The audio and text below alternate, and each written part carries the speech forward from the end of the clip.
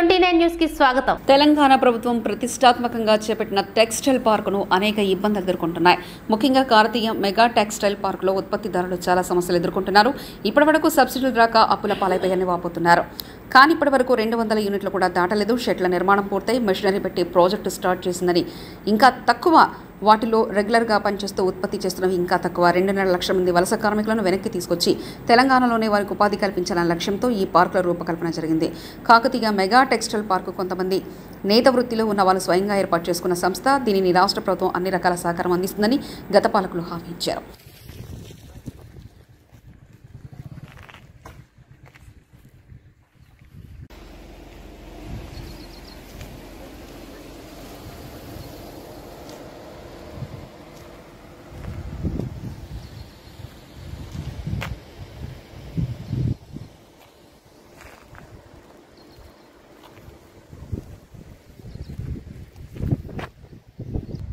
ఉమ్మడి వరంగల్ జిల్లాలో టెక్స్టైల్స్ను అభివృద్ధి చేయాలనేటువంటి ఉద్దేశంతో 2017లో అప్పటి కేసీఆర్ గవర్నమెంటు ఎంతో ఆర్భాటంగా ప్రారంభం చేసినటువంటి మడికొండలకు చెందినటువంటి కాకతీయ మెగా టెక్స్టైల్ పార్కు, అదేవిధంగా సంగెం మండలంలోని అపెరల్ పార్కు సుమారుగా 75,000 మంది నిరుద్యోగులకు ఉద్యోగ అవకాశం కల్పించాలనేటువంటి ఉద్దేశంతో కోట్ల రూపాయల పెట్టుబడితో ఏర్పాటు చేసినటువంటిది.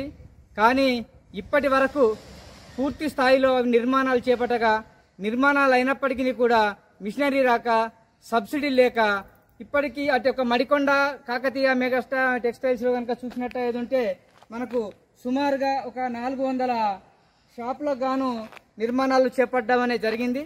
కానీ సబ్సిడీలు రాక ఆ నిర్మాణాలు ఇక్కడ మిషనరీ రాక వర్క్ జరుగుతున్నటువంటి పరిస్థితి లేకుండా పోయింది. సుమారుగా ఈ 400 షాపులలో ఇక్కడ ఒక 10-20% మాత్రమే పనులు జరుగుతున్నటువంటి పరిస్థితి ఉంది. అందులో కూడా 4-5 మిషన్లు ఒక షాపులో ఉంటే ఒక మిషన్ మాత్రమే రన్ అవుతున్నటువంటి పరిస్థితి ఉంది. మరి ఇక్కడ కనుక పని స్టార్ట్ చేసే ముందు సూరత్, భీమండీలలో పనిచేసేటువంటి లేబర్ అందరినీ కూడా, చేనేత కార్మికులు అందరినీ తీసుకొచ్చి ఇక్కడ వరంగల్లో అభివృద్ధి చేయాలి, ఇక్కడనే పనులు ఇప్పించాలి, సొంత గ్రామాలలోనే పనులు చేసుకున్నటువంటి అవకాశం కల్పించాలనే ఉద్దేశంతో ఏదైతే స్టార్ట్ చేశారో, కానీ స్టార్ట్ చేసిన ఉద్దేశం నెరవేర్చకుండా ఇక్కడ పెట్టుబడి పెట్టుకుని వ్యాపారస్తులు ఇబ్బందులు పడుతున్నటువంటి పరిస్థితి ఉంది. కోట్ల రూపాయలు వెచ్చించి ఇంత నిర్మాణాలు చేపట్టినప్పటికీ కూడా ఇక్కడ పనులు జరగక వ్యాపారస్తులు అనేక ఇబ్బందులు పడుతూ ఉన్నారు. అదేవిధంగా అదే భీమండి, సూరత్లలో పనిచేసేటువంటి కార్మికులను వెనక్కి తీసుకొచ్చేటువంటి విధంగా ఇప్పుడున్నటువంటి మన గవర్నమెంట్ ఏదైతే ఉందో, సీఎం రేవంత్ రెడ్డి గారు చొరవ తీసుకొని అక్కడ అపెరల్ పార్కుకు మన సంఘం వచ్చిపోయినటువంటి పరిస్థితి ఉంది.